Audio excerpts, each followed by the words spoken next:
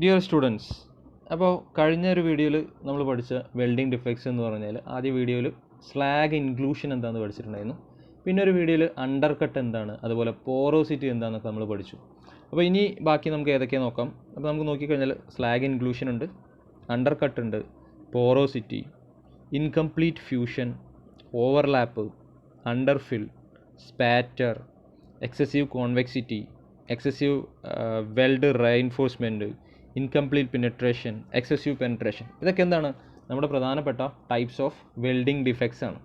അപ്പോൾ ഇതിൽ slag inclusion, അതുപോലെ അണ്ടർ കട്ട്, പോറോസിറ്റി, ഇതൊക്കെ നമ്മൾ ചിത്രസഹിതം പഠിച്ചു. അതിൻ്റെ കാരണങ്ങൾ എന്തൊക്കെയാണ്, അത് ഏത് രീതിയിലാണ് ഉണ്ടാകുന്നത്, ഏതൊക്കെ രീതിയിൽ നമ്മൾ പ്രിവെൻറ്റ് ചെയ്യാം, ആ കാര്യങ്ങളൊക്കെ നമ്മൾ നോക്കിയിട്ടുണ്ടായിരുന്നു. ഇനി നമ്മൾ നോക്കാൻ പോകുന്നത് ഇൻകംപ്ലീറ്റ് ഫ്യൂഷൻ എന്ന് പറയുന്നതാണ്. Incomplete fusion. ഓക്കെ, അപ്പോൾ ആ ഒരു പേര് നമ്മൾ ശ്രദ്ധിക്കുക. എന്താണ് പേര്? ഇൻകംപ്ലീറ്റ്. ഇൻകംപ്ലീറ്റ് എന്ന് പറഞ്ഞാൽ എന്താണ്? കംപ്ലീറ്റ് ആയിട്ടില്ല എന്നുള്ളതാണ് ഇൻകംപ്ലീറ്റിൻ്റെ മീനിങ് അല്ലേ. ഇൻകംപ്ലീറ്റ് എന്ന് പറഞ്ഞു കഴിഞ്ഞാൽ കംപ്ലീറ്റ് ആയിട്ടില്ല എന്നാണ് അതിൻ്റെ അർത്ഥം. ഓക്കെ, ഫ്യൂഷൻ എന്ന് പറഞ്ഞു കഴിഞ്ഞാൽ എന്താണ്? കൃത്യമായിട്ട് ഉരുകി ചേർന്നിട്ടില്ല. ഫ്യൂസ് എന്നുള്ള മീനിങ് നമ്മൾ ആലോചിക്കുക. നമ്മുടെ വീട്ടിലൊക്കെ ഫ്യൂസ് ഉണ്ട് അല്ലേ. ആ ഫ്യൂസ് എന്താണ്? ഉരുക ചെയ്യുക അല്ലേ. ലോഡ് കൂടിക്കഴിഞ്ഞാൽ ഫ്യൂസ് പൊട്ടിപ്പോവുക അല്ലെങ്കിൽ ഉരുകി പോവുക ചെയ്യുക. അപ്പോൾ ആ ഒരു മീനിങ്ങിൽ നോക്കുക. ഇൻകംപ്ലീറ്റ് ഫ്യൂഷൻ എന്ന് പറഞ്ഞാൽ എന്താണ്? മുഴുവനായിട്ട് ഉരുകി തീർന്നിട്ടില്ല. അതാണ് എന്ത് ആ ഒരു പേരിൽ നിന്ന് നമുക്ക് കിട്ടുന്നത്. അപ്പോൾ അതിൻ്റെ ഡെഫിനീഷൻ എന്താണെന്ന് നമുക്ക് ജസ്റ്റ് ഒന്ന് നോക്കാം. Failure of weld metal to reach and fuse the root of the joint. എന്താ പറയുന്നത്? ഫെയിലർ, ഒരു തോൽവിയാണ്. Failure of weld metal to reach and fuse root of the joint എന്ന് പറയുന്നത്. അതായത് വെൽഡ് മെറ്റലിന് നമ്മൾ ചെയ്യുന്ന ഇപ്പോൾ ഇലക്ട്രോഡ് ആണെങ്കിൽ ആ ഇലക്ട്രോഡ് അത് ഉരുകി തീർന്നിട്ടാണല്ലോ മെറ്റൽ ജോയിൻ്റ് ആവുന്നത്. അപ്പോൾ ആ ഒരു വെൽഡ് മെറ്റലിന് താഴേക്ക്, റൂട്ട് എന്ന് പറഞ്ഞു കഴിഞ്ഞാൽ വേര് എന്നൊക്കെ ഉള്ളൊരു മീനിങ്. അപ്പോൾ താഴോട്ട് എത്താൻ കഴിഞ്ഞിട്ടില്ല. ഓക്കെ, താഴോട്ട് എത്തിയിട്ട് അവിടെ ഉരുകി തീരാൻ, ഉരുകി ചേർന്ന് ജോയിൻ്റ് ആവാൻ സാധിച്ചിട്ടില്ല. അതാണ് എന്ത് ചെയ്യുന്നത്? ഇൻകംപ്ലീറ്റ് ഫ്യൂഷൻ എന്നുള്ളതുകൊണ്ട് ഉദ്ദേശിക്കുന്നത്. ഒന്നുകൂടി പറയാം. Failure of weld metal to reach and fuse the root of the joint. വെൽഡിൻ്റെ താഴത്തെ ഭാഗത്തേക്ക് കൃത്യമായി എത്തിയിട്ട് ഉരുകി ചേരാൻ സാധിച്ചിട്ടില്ല. അതിന് പറയുന്ന പേരാണ് എന്ത്? ഇൻകംപ്ലീറ്റ് ഫ്യൂഷൻ എന്നുള്ളത്. നിങ്ങൾ ഈ ഒരു ചിത്രം ശ്രദ്ധിച്ചാൽ മനസ്സിലാവും. ഇപ്പോൾ ഒരു താഴെയുള്ള ഈ ഒരു ഭാഗം മാത്രം എന്ത് ചെയ്തിട്ടുണ്ട്? ഒരു വൈറ്റ് കളറിൽ കൊടുത്തിട്ടുണ്ട്, ഏരോ മാർക്ക് കൊടുത്തിട്ടുണ്ട് അല്ലേ. ബാക്കിയെല്ലാം ഒരു ഗ്രേ കളറിൽ കൊടുത്തത് കാണാൻ പറ്റും. ഇതൊക്കെ ഒരു ഗ്രേ കളറിൽ ഫില്ലായിട്ടുണ്ട്. ഈ ഒരു പോർഷൻ നോക്കിക്കഴിഞ്ഞാൽ ഫില്ലായിട്ടില്ല. എന്താണ്? അങ്ങോട്ട് വെൽഡ് മെറ്റൽ എത്തിയിട്ടില്ല. വെൽഡ് മെറ്റൽ എത്തിയിട്ട് ഉരുകി ചേരാൻ അത്രയും ഡീപ്പിലേക്ക് എത്തിയിട്ടില്ല. അതിന് പറയുന്ന പേരാണ് എന്ത്? ഈ ഇൻകംപ്ലീറ്റ് ഫ്യൂഷൻ എന്ന് പറയുന്നത്. ഓക്കെ, അപ്പോൾ അതാണ് എന്ത്? Incomplete fusion. ഓക്കെ, ബാക്കി നോക്കാം. ഇനി ഇൻകംപ്ലീറ്റ് ഫ്യൂഷൻ ഉണ്ടാകാനുള്ള കാരണം എന്താണ്, അതുപോലെ തന്നെ അതിൻ്റെ പ്രിവെൻഷൻ എന്തൊക്കെയാണ്, റിപ്പയർ എന്തൊക്കെയാണ് നോക്കാം. അതിന് മുന്നേ നമ്മൾ താഴോട്ട് നോക്കിക്കഴിഞ്ഞാൽ രണ്ട് ചിത്രങ്ങൾ കാണാൻ പറ്റും. അതിൽ ഫസ്റ്റ് ചിത്രത്തിൽ നോക്കിക്കഴിഞ്ഞാൽ ശ്രദ്ധിച്ച് നോക്കിയാൽ മനസ്സിലാവും. ഒരു വൈറ്റ് കളറിൽ ഒരു പോർഷനിൽ എന്ത് ചെയ്തിട്ടില്ല? വെൽഡിൻ്റെ ആ ഒരു വെൽഡ് മെറ്റൽ കൃത്യമായി എത്തിയിട്ട് ഉരുകി ചേർന്നിട്ടില്ല അല്ലേ. നമ്മളൊന്ന് ആ ചിത്രം ഒന്ന് ശ്രദ്ധിച്ച് നോക്കിക്കഴിഞ്ഞാൽ മനസ്സിലാവും. അതിന് പറയുന്ന പേരാണ് ഇൻകംപ്ലീറ്റ് ഫ്യൂഷൻ. കാരണം കംപ്ലീറ്റ് ആയിട്ടില്ല, ചെറിയൊരു ഭാഗം അവിടെ ബാക്കി വെച്ചിട്ടുണ്ട് അല്ലേ. കൃത്യമായിട്ട് ഉരുകി ചേരാൻ താഴോട്ട് എന്ത് ചെയ്തിട്ടില്ല? റീച്ച് ആയിട്ടില്ല. ഓക്കെ, അതാണ് ഈ ഒരു ചിത്രം നോക്കിക്കഴിഞ്ഞാൽ തന്നെ നമുക്ക് എന്ത് ചെയ്യാൻ പറ്റും? മനസ്സിലാക്കാൻ സാധിക്കും. അല്ലാന്നുണ്ടെങ്കിൽ ഈ ഒരു പേര് പഠിച്ചാൽ തന്നെ നമുക്ക് ഇതിൻ്റെ ചിത്രം ഓട്ടോമാറ്റിക്കായിട്ട് മനസ്സിലോട്ട് വരും. ആ ഒരു രീതിയിൽ കണക്ട് ചെയ്ത് പഠിച്ചു കഴിഞ്ഞാൽ വളരെ സിമ്പിളായിട്ടുള്ള ഒരു കാര്യമാണിത്, വെൽഡിംഗ് ഡിഫെക്ട്സ് എന്നുള്ള ഭാഗം. ഇത് നമുക്ക് ഇമ്പോർട്ടൻറ്റ്, വളരെ മെക്കാനിക്കലിനെ സംബന്ധിച്ചിടത്തോളം വളരെ ഇമ്പോർട്ടൻ്റ് ആയിട്ടുള്ള ഒരു കാര്യമാണ് ഇത്. വെൽഡിങ്ങിൽ വരുന്ന പ്രധാനപ്പെട്ട ഒരു കാര്യമാണിത്. ഓക്കെ, അപ്പോൾ ആദ്യത്തെ ചിത്രം പോലെ തന്നെ രണ്ടാമത്തെ ചിത്രം ഒന്ന് സൂക്ഷിച്ച് നോക്കിക്കഴിഞ്ഞാൽ നമുക്ക് മനസ്സിലാവും.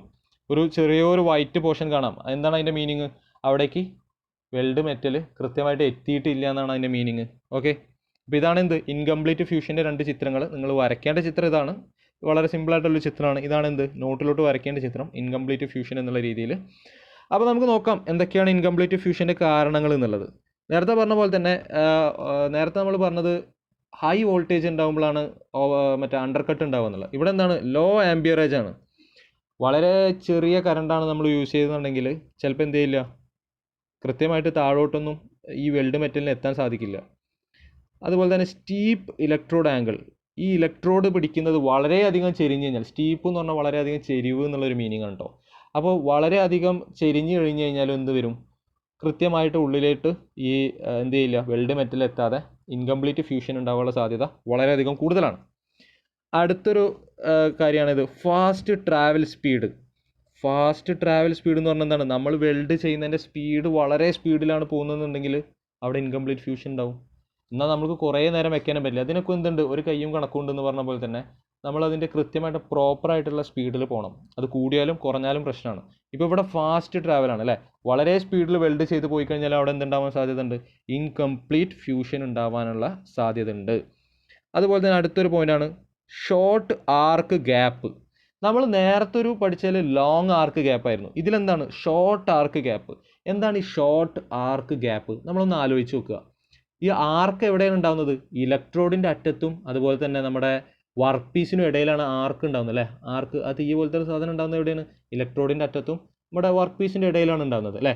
അപ്പോൾ ഈ ഇലക്ട്രോഡിൻ്റെ അറ്റവും വർക്ക് പീസും തമ്മിലുള്ള ദൂരം വളരെയധികം കുറവാണെന്നുണ്ടെങ്കിൽ നമ്മൾ പറയുന്ന പേരാണ് ഷോർട്ട് ആർക്ക് എന്ന് പറയുന്നത്. അപ്പോൾ ഈ ഷോർട്ട് ആർക്ക് ഗ്യാപ്പാണെങ്കിൽ അവിടെ എന്തുണ്ടാവാനുള്ള സാധ്യതയുണ്ട്? ഇൻകംപ്ലീറ്റ് ഫ്യൂഷൻ എന്നുള്ള ഈ ഡിഫക്റ്റ് ഉണ്ടാവാനുള്ള സാധ്യതയുണ്ട്. അടുത്തൊരു കാരണമാണ് ഇത് ലാക്ക് ഓഫ് പ്രീഹീറ്റ്. പ്രീഹീറ്റ് എന്ന് പറഞ്ഞു കഴിഞ്ഞാൽ വർക്ക് ചെയ്യുന്നതിന് മുന്നേ ഇത് ചൂടാക്കുന്ന ഒരു പരിപാടിയുണ്ട്, അതിനാണ് പ്രീഹീറ്റ് എന്ന് പറയുക.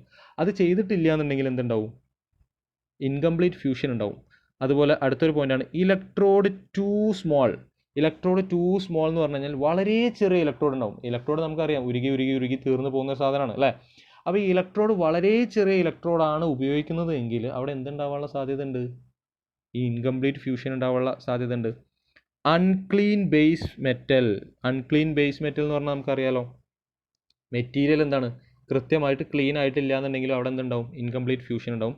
അതുപോലെ തന്നെ ആർക്ക് ഓഫ് സീം. ആ ആർക്ക് വന്നിട്ട് കൃത്യമായിട്ട് പ്രോപ്പറായിട്ട് എത്തിയിട്ടില്ലെങ്കിലും എന്തുണ്ടാവും? ഇൻകംപ്ലീറ്റ് ഫ്യൂഷൻ ഉണ്ടാവും.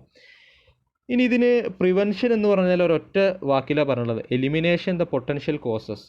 ഇപ്പോൾ ഇവിടെ ഒരുപാട് കോസ് അല്ലെങ്കിൽ കാരണങ്ങൾ പറഞ്ഞിട്ടുണ്ട്. Low ampere, steep electrode angle, fast travel speed, short arc gap, അതുപോലെ lack of pre heat, electrode too small, unclean base metal, arc of seam, ഒരുപാട് കാര്യങ്ങൾ പറഞ്ഞിട്ടുണ്ട്. ഈ കാര്യങ്ങളൊക്കെ ആവർത്തിക്കാതിരിക്കുക അല്ലെങ്കിൽ ഇത്തരം കാര്യങ്ങൾ ഒഴിവാക്കുക എന്നുള്ളത് മാത്രമാണ് എന്ത് ഇതിലെ പ്രിവെൻഷൻ എന്ന് പറയുന്നത്.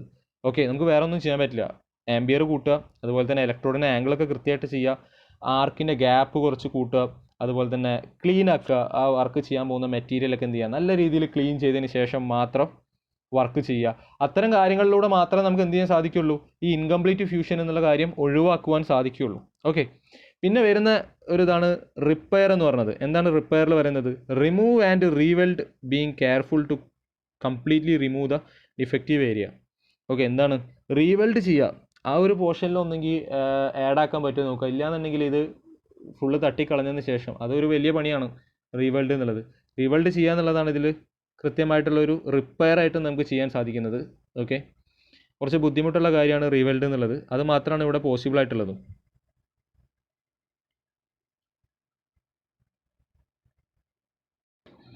അപ്പോൾ ഇവിടെ നോക്കിക്കഴിഞ്ഞാൽ നോട്ടിലോട്ട് വരയ്ക്കേണ്ട ചിത്രം ഒന്നുകൂടി കാണിച്ചിട്ടുണ്ട്. ഇതാണ് ഇൻകംപ്ലീറ്റ് ഫ്യൂഷൻ്റെ നോട്ടിലോട്ട് വരയ്ക്കേണ്ട ചിത്രം. ഓക്കെ, ആ ഒരു ഭാഗം അതുപോലെ ഷെയ്ഡ് ചെയ്തിട്ട് വേണം കാണിക്കാൻ. ഇപ്പോൾ നമ്മൾ നോക്കിക്കഴിഞ്ഞാൽ ഇവിടെ ഒരു ഇൻകംപ്ലീറ്റ് വെൽഡിൻ്റെ റിയൽ ആയിട്ടുള്ള ഒരു ഇമേജ് കൊടുത്തിട്ടുണ്ട്. അപ്പോൾ ഇവിടെ നോക്കിക്കഴിഞ്ഞാൽ നമുക്ക് മനസ്സിലാവും ഈ ഭാഗത്തൊക്കെ ഒരുപാട് ഫ്ലാറ്റ് പോർഷനാണ്. അവിടെ ഒന്നും വെൽഡ് വന്നിട്ട് തന്നെ ഇല്ല. ഓക്കെ, വെൽഡ് അവിടെ എന്ത് ചെയ്തിട്ടില്ല, റീച്ച് ആയിട്ട് തന്നെ ഇല്ല. അപ്പോൾ ഇത്തരം ഇൻകംപ്ലീറ്റ് ഫ്യൂഷൻ ഉണ്ടായിക്കഴിഞ്ഞാൽ നമ്മൾ നേരത്തെ പറഞ്ഞ പോലെ തന്നെ നമ്മൾ വിചാരിച്ചൊരു സ്ട്രെങ്ത്ത് എന്തിന് കിട്ടില്ല, ആ ഒരു വെൽഡ് ജോയിൻറ്റിന് കിട്ടില്ല. അത് ചിലപ്പോൾ പൊട്ടിപ്പോവാനോ അല്ലെങ്കിൽ നമ്മൾ വിചാരിച്ച ഒരു ലോഡ് ആ ഒരു പോർഷനിലേക്ക് കൊടുക്കുമ്പോൾ ബ്രേക്ക് ആവാനുള്ള സാധ്യത എന്താണ്, വളരെയധികം കൂടുതലാണ്.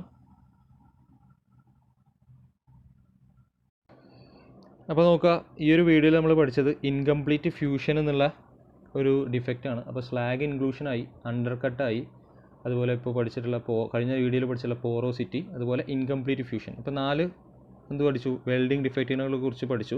ആ വെൽഡിംഗ് ഡിഫക്റ്റുകൾ ഉണ്ടാകാനുള്ള കാരണം എന്താണ്, അതിൻ്റെ പ്രിവെൻഷനും റിപ്പയറും കാര്യങ്ങളും പഠിച്ചു, ചിത്രസഹിതം പഠിച്ചു. Okay, thank you.